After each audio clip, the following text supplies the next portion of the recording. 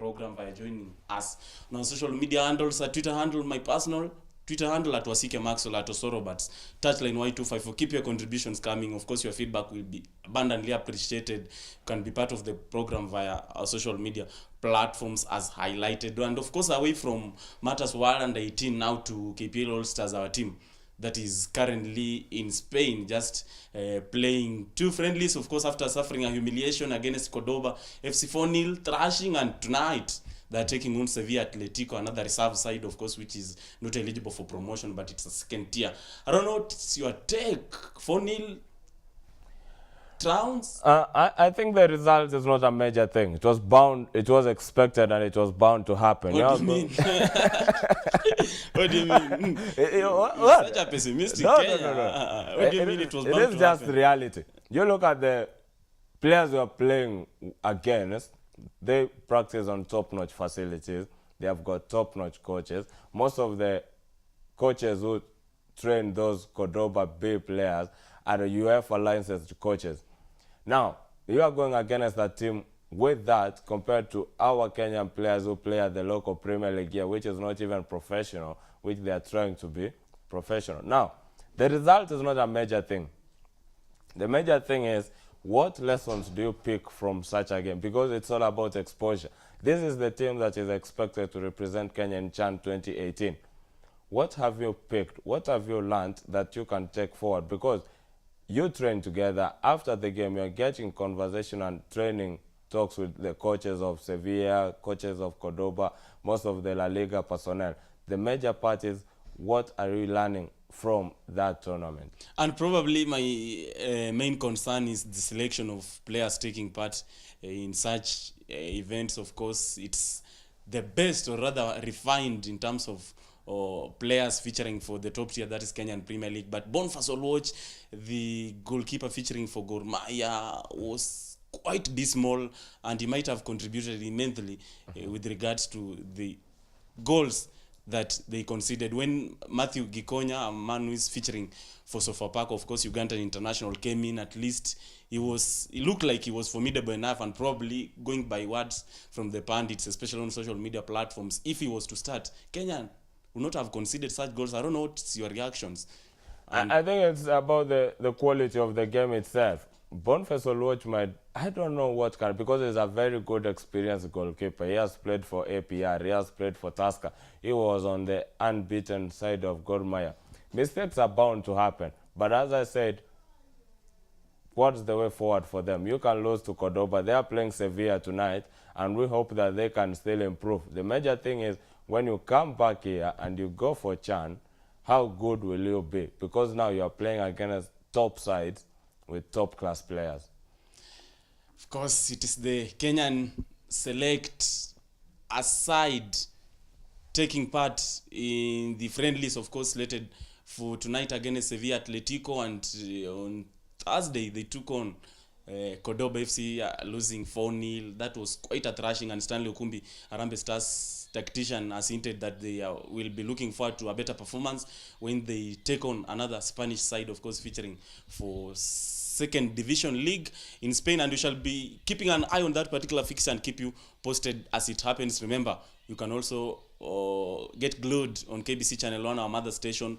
That game would come live and exclusive at the comfort of your sitting room. Now, from that to...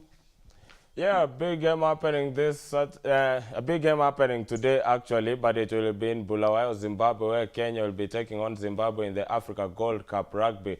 A chance to get into the Africa, chance also to get into the Rugby World Cup qualifiers for 2019. Kenya is still second in the rankings, ahead there is Namibia.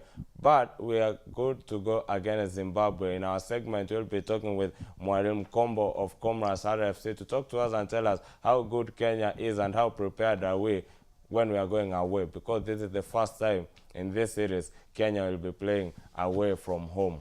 Remember, the Simbas 15 aside looking forward to qualification for World Cup in 2019, and probably a win against Zimbabwe this evening will boost their chances of making it through, after previous performances against Uganda, that 3-0 at the RFUA grounds, and Namibia has been such a quite stubborn side, and probably their result today will also be a determining factor with regards to who qualifies come 2019 World Cup. And you know, we lost to Zimbabwe back in 2015, and we beat them a year ago when we played them. Now, Zimbabwe has not hosted most of the rugby matches because of the international conflicts. Now, it's back home.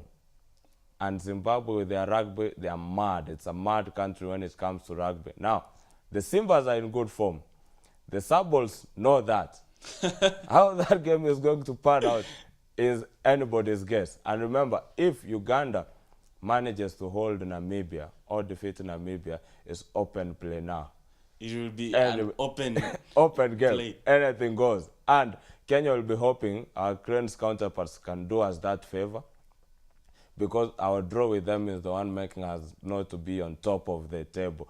If the Cranes can manage to hold Namibia and we defeat the Sabols, man, it will be a final worthy of a final when Kenya take on Namibia next Saturday. According to Robert Osoro, the title race is wide open and Kenya is taking on Zimbabwe this evening. And of course, that outcome, beating Uganda against Namibia, will also be something that will be factored with regards to making it to 2019 World Cup. Of course, Jerome Powata, head coach, 15s aside, quite confident and saying that his side is in good shape to perform well and record some great performance away in Harare. And probably, as we wind up on the highlights, The Starlets boys under look happy. 19 Yeah, man, it was a beating big Botswana 7-1 rout. Wow, it was a very good game on Friday night, and I think the class of the Starlets now has started showing in Africa. We qualified for AFCON for the very first time.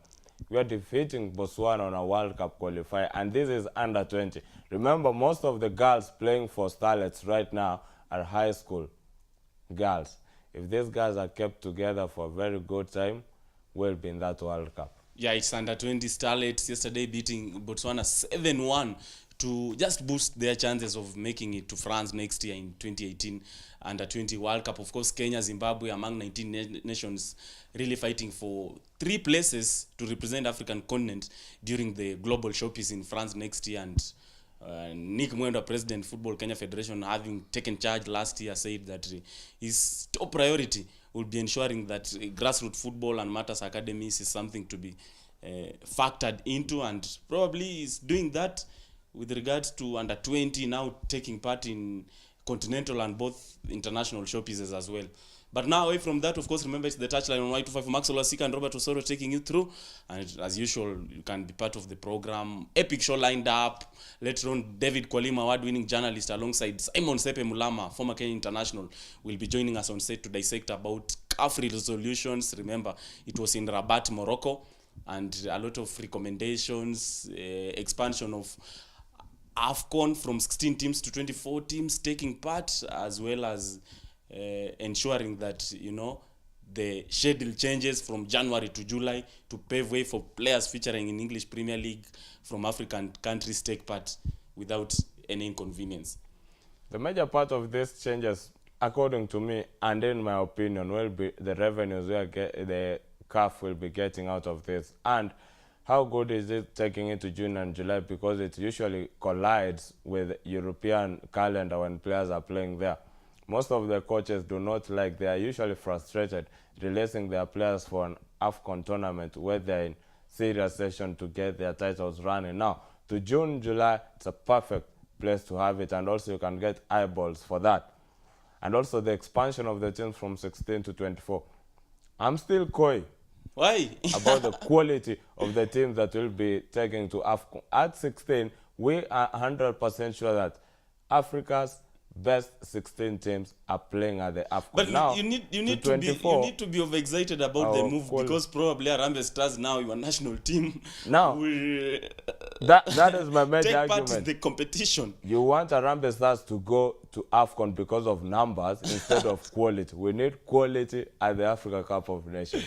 And remember that recommendation of taking African Cup of Nations to be hosted outside the continent didn't see light of the day after unanimous rejection, and you know, it is something that elicited mixed reactions, especially from football African lovers, saying that it will lose identity in case it doesn't take place in the African continent. But you know, CAF has been going through financial squabbles, and probably taking it outside there is something that probably they thought would solve their economic crisis. The person who came with that idea must have been smoking something that is not normal. How do you take AFCON, Africa Cup of Nations, outside Africa? Where do you want it to be? In Asia? And even they wanted to bring on board some foreign teams like US, China, and Qatar to take part and add spice to the tournament. But remember, Simon Sepe Mulema and David Kwalima will join us to digest about the entire issue as it happened in Rabat, Morocco. It's the Touchline on Y254. Keep it locked. Diani Beach Rugby feature up next.